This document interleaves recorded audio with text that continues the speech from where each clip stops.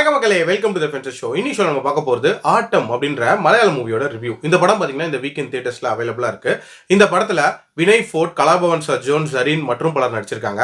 And இந்த படத்தை ஆனந்த் எக்கார்ஷி அப்படின்றவர் தான் டைரக்ட் பண்ணியிருக்காரு. ஒரு தியேட்டர் ஆர்டிஸ்ட் கொடுக்கக்கூடிய மீ டூ கேஸை மையமாக வச்சு நகரக்கூடிய ஒரு படம். ஆக்சுவலாக இந்த மாதிரியான மீ டூ கேசஸில் நியாயம் அப்படின்றது சமமாக வழங்கப்படுதா அப்படின்னு கேட்டிங்கன்னா கண்டிப்பாக நான் இல்லை அப்படின்னு தான் சொல்லுவேன். ஃபார் எக்ஸாம்பிள், இந்த மாதிரியான ஒரு அலிகேஷனை ஏதாவது ஒரு சமுதாயத்தில் வந்து ஒரு அண்டர் ப்ரிவிலேஜாவோ இல்லை வந்து ஒரு லெஸ் இன்ஃப்ளூயன்ஷியல் பர்சன் மேலேயே வைக்கிறாங்கன்னு வச்சுக்கோங்களேன், இமீடியட்டாக ஆக்ஷன் எடுக்கிறதும் பண்ணுவாங்க. அதே நேரத்தில் பயங்கர ஸ்ட்ராங்காகவும் அந்த ஆக்ஷன் எடுப்பாங்க. இதே இந்த விஷயத்த ஒரு சொசைட்டியில் பவர்ஃபுல்லாக இருக்கக்கூடிய ஒரு பர்சன் இல்லை நமக்கு வேண்டியவங்க இவங்க மேலே வைக்கிறாங்கன்னு வச்சுக்கோங்களேன், ஒரு விதமான ஜட்மெண்டல் மோட்குள்ளே போயிடுவாங்க. ஒருவேளை அந்த பொண்ணு மேலே தப்பு இருக்கோ, அந்த பொண்ணு இடம் கொடுக்காம இது நடந்திருக்குமா, ஒருவேளை அந்த பொண்ணு இவ்வளோ லேட்டாக சொல்கிறாளே அதில் உண்மை இருக்கா இல்லையா இப்படின்ற மாதிரி நிறைய கேள்விகள் கேட்டு அந்த பொண்ணு பக்கமே இதை திருப்புறது அப்படின்ற மாதிரியான ஒரு முயற்சிகள் எடுப்பாங்க.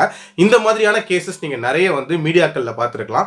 அந்த மாதிரியான ஒரு கேஸை மையமாக வச்சு தான் இந்த படத்தை எடுத்திருப்பாங்க. ஜரீன் தான் இந்த படத்தோட அந்த தியேட்டர் ஆர்டிஸ்டாக வந்திருப்பாங்க. இவங்க நடிக்கக்கூடிய அந்த ட்ராமா ட்ரூப்பில் இவங்க தான் ஒரே பொண்ணு, மிச்சம் எல்லாருமே ஆண்கள் தான். இவங்க நிறைய ஸ்டேஜ் ஷோஸ் அப்படின்றது பண்ணிக்கிட்டே இருப்பாங்க. இந்த ட்ரூப்போட ஹீரோ அப்படின்னா அது வினய் ஃபோர்ட் தான். இவர் தான் வந்து லீட் கேரக்டர்ஸ் வந்து இந்த ட்ரூப்ல ப்ளே பண்ணுவார். ஆனால் கலாபவன் சஜோன் வந்ததுக்கு அப்புறம் மட்டும் பார்த்தீங்கன்னா அவருக்கு தான் இந்த ட்ரூப்ல பாப்புலாரிட்டி அதிகமாக இருக்கும். காரணம், அவர் ஆல்ரெடி வந்து ஒரு சினிமா செலிபிரிட்டி.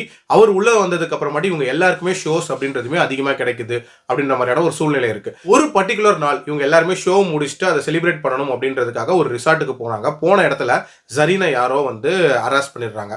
அதை பண்ணது யாரு, அதுக்கான இன்வெஸ்டிகேஷன் எப்படி போகுது, கடைசியா இந்த ட்ரூப் யார் பக்கம் நிற்கிறாங்க அப்படின்ற மாதிரி நிறைய விஷயங்களை சொல்லக்கூடிய ஒரு படம் தான் இந்த படம். இந்த படத்தோட பாசிட்டிவ்ஸை பொறுத்த வரைக்கும் எனக்கு முக்கியமான பாசிட்டிவாக படுறது கண்டிப்பாக அந்த மேல் ஹிப்போக்ரஸி அப்படின்ற ஒரு விஷயத்த ரொம்ப ஸ்ட்ராங்காக ஹைலைட் பண்ணியிருக்காங்க அப்படின்னே சொல்லுவேன். அதாவது ஆண்கள் பண்ணக்கூடிய ஒரு சில விஷயங்களை பெண்கள் பண்ணால் அது தப்பு அப்படின்னு சொல்லக்கூடிய ஒரு வழக்கம் ரொம்ப காமனாக நடைமுறையில் இருக்கு.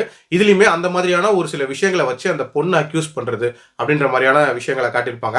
உண்மையிலே அது ரொம்ப நீட்டாக இருந்துச்சு. அதே மாதிரி இந்த படத்துல இன்னும் சில விஷயங்களை ரொம்ப ஸ்ட்ராங்கா சொல்லியிருப்பாங்க. ஃபார் எக்ஸாம்பிள், இந்த மாதிரியான அலிகேஷன்ஸ் வைக்கிறாங்கல்ல, அந்த மாதிரி பாதிக்கப்பட்டவங்க பக்கம் தான் நம்ம என்னைக்குமே நிக்கணும்.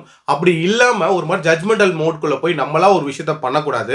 ஆல்சோ அவங்க பக்கம் நிக்காதவங்களுக்கும் அந்த தப்பு பண்ணவங்களுக்கும் வித்தியாசமே இல்லை அப்படின்ற மாதிரியான ஒரு விஷயத்த ரொம்ப ஸ்ட்ராங்கா சொல்லியிருப்பாங்க. ஆல்சோ இந்த படத்துல சந்தர்ப்ப சூழ்நிலைகள் அப்படின்றது தான் வந்து ஒரு மனுஷனோட மொராலிட்டியை டெஸ்ட் பண்ணக்கூடிய ஒரு விஷயமா இருக்கு. நார்மலி ஒரு மனுஷன் மொரலா கரெக்டா இருக்கிறதுல வந்து எந்த விதமான சேலஞ்சுமே இல்லை. இந்த மாதிரியான சூழ்நிலையிலும் அந்த மொராலிட்டி தவறாம நடக்கிறது தான் வந்து உண்மையிலே பெரிய சேலஞ்ச் அப்படின்றத நீட்டா காட்டியிருப்பாங்க.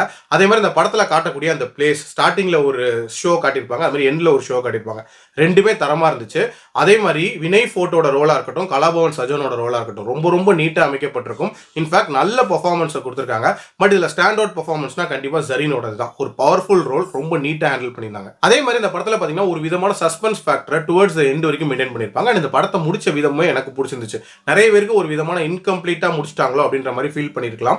பட் எனக்கு இதுதான் ப்ராப்பர் எண்ட் அப்படின்ற மாதிரி தோணுச்சு. ஓவரால் ஒரு தரமான படம். நெகட்டிவ்ஸை பொறுத்த வரைக்கும் பார்த்தீங்கன்னா இந்த படத்தோட அந்த கான்வர்சேஷன் சீன்ஸ் இருக்கும். அதாவது என்கொயரிங்கிற பேர்ல நிறைய விஷயங்களை பேசிக்கிட்டே இருப்பாங்க.